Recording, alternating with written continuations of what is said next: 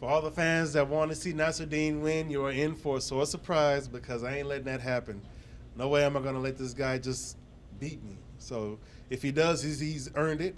But he's got a large mountain to climb to earn it. So let's go. My name is Jared, the Killer Gorilla Cannonier. I'm ranked number 5 UFC middleweight.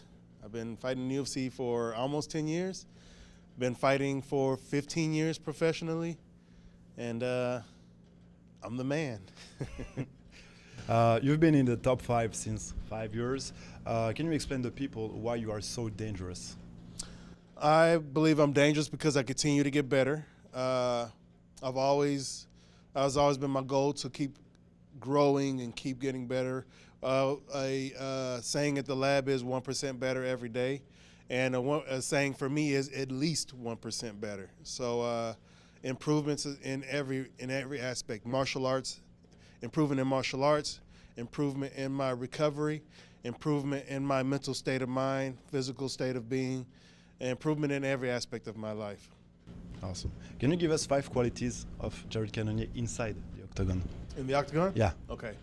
5 qualities. Let's see. I am athletic. I have good footwork, good boxing, kickboxing, good grappling. I am an intelligent fighter. I employ tactics, and I am a formidable presence. I like to be I don't like to fight off the back foot. I like to go forward, put pressure on my opponents. All right, awesome. So I'm going to give you my phone. I'm going to show you the knockouts, memorable knockouts. Oh, I remember this one. Yes. And then the elbows. That was my first knockout with elbows. Yeah. In Croatia. That was a good trip in Croatia. No, this was my second fight at light heavyweight. No, third fight at light heavyweight. But this is the first fight when I went down to the lab at light heavyweight when I moved to Phoenix. And I broke my hand in the second round in that fight. I had to finish him with elbows. I actually hit him with an elbow. I broke my hand. I broke this bone in that fight. Okay. And then I had to hit him with an elbow because I was going to punch him. Like, oh, my hand. I hit him with an elbow, put him down, and put some more elbows on him. More elbows. Elbows are dangerous. Yeah. My first fight with David Branch, yep. Yep, this was in New York. This was my first fight in Manhattan. This was a fun one, man. Yeah, this was a good one. No elbows necessary for this one, but yeah, that was a good one. That was my first fight in middleweight. When I fought Anderson, kicked him in the leg pretty hard, and yep, no elbows needed, no ground and pound needed for that one either. Yep, just a kick. That was the 11th kick I threw in that fight. My corner was counting them out. Like every time I landed a kick, he 1, 2, and we got up to 11 at the end of that first round. Can you tell us more about your kicks? Yeah, my kicks are pretty strong. You know, my kicks are known to be pretty good. You know, and I'm going to start. I'm planning on using them a whole lot more in the future. The low kick especially has been a trademark for me, but I definitely want to use the body kicks more and the head kicks. And I got some more kicks. I call them my $50,000 moves. I plan on going to bring them out eventually, you know what I mean? So, yeah. Oh, yes. This is when I stopped the momentum of Jack the Joker Hermanson. Oh, yeah. Mm-hmm. My ground and pound is nice. Ugh. That ground and pound is nice, dude. Hell yeah. Then we got this one, Ransom. Oh yeah, more elbows. Yep. This is just a fin. We didn't even see the elbow to the backhand, the first elbow that started this one. To the backhand. And then the boom, boom, and he's finished. And the corner actually threw in the towel for that one. So yeah. This one. Which one is this? Oh, this was back in Alaska. Oh shit. More ground and pound, yep. Oh, that was back in Alaska. That was my heavyweight days. Yeah, you were fat. Yeah, I was fat, yes. Heavier. Then I got this one. It's not a knockout, but I love this sequence. You know, you just going on this guy.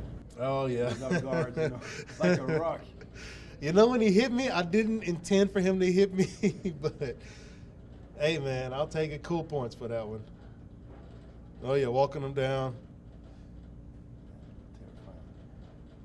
Yep. And then I channel my inner Nick Diaz, put my hands up, and then smacks him. Smacked him right there. Inner Nick Diaz. That was my Nick Diaz right there.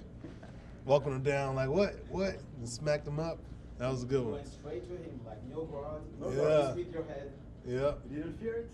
No, by that time, it was the third round. He was winded. He was tired. All the power that the Hulk had fizzled out by that point. So I was like, what? Are you going to hit me or are we going to fight? He kept going backwards, you know what I mean? So, like, forget it. I might as well just put my hands down and walk forward. You know that the French public and all the French fans, they want to see Imavov knock you out. What Yeah. can you answer? Not happening, you know.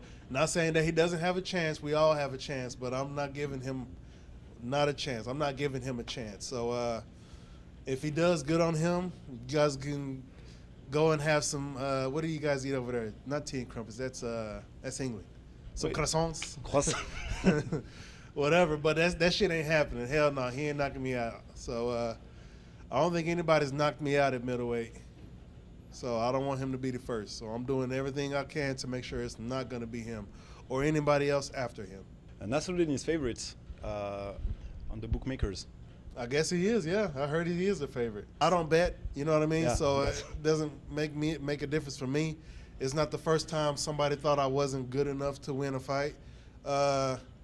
I've heard worse, you know what I mean? People get on my Instagram and say much worse things than not being a favorite in the fight, you know? So that's business.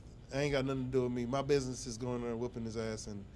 And then hopefully those who take out, and actually that's cool too because, you know, my real fans who will bet on me get to make some good money off of this one. We were talking with Nassourdine, and he said that he wants to beat you to get his revenge against Sean Strickland, you know? That he considers himself maybe as a step to go to Sean Strickland. He continue looking past me if he wants to. But when a ref says go in the octagon, he can't look past me. He's going to have to look me right direct. I'm going to be right in front of him. And then he's going to realize how hard it is to get to Strickland.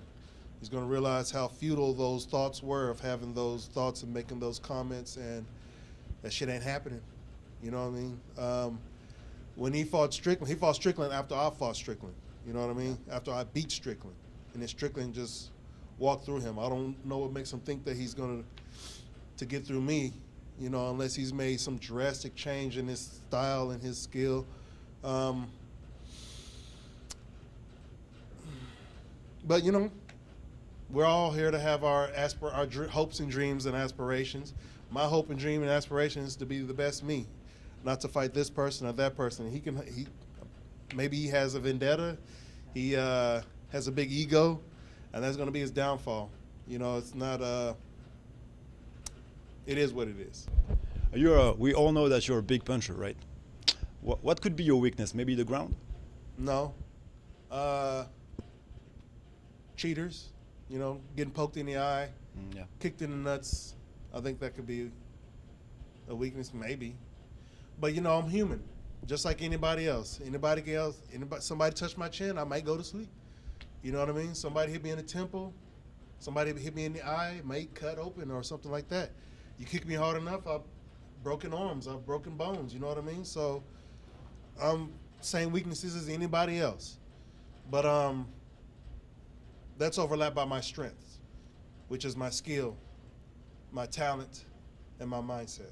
Can you explain us the nickname, the Killer Gorilla? Gorilla is the true king of the jungle. And if anything goes wrong, the gorilla is there. If they hear their chest beat or their gorilla bark or gorilla grunt, and then everybody's like, you know what I mean? Yeah, I got you. And if the gorilla is the more powerful animal of the jungle, what animal could you compare Nassourdine to? Maybe a hyena, because, again, hyenas aren't to be trifled with. You know, they have one of the strongest bites out of, canines, you know what I mean? Yeah. And they go at it with lions, you know what I mean? But they are some, I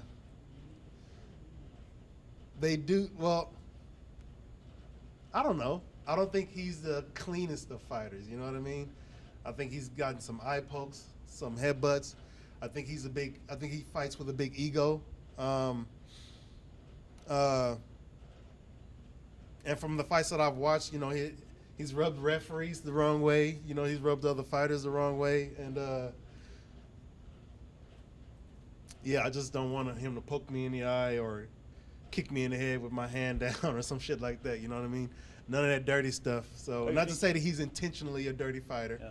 I'm sure his, you know, it's all accidental. You know what I mean? Fights are chaotic and shit happens, but it happens a lot in his fights. So I'm definitely going to be talking to the ref about that in the pre-fight thing to that. So what's up? It's Jared, the Killer Gorilla Cannonier. Be sure to catch the fight at 11 p.m. Saturday night on RMC Sports.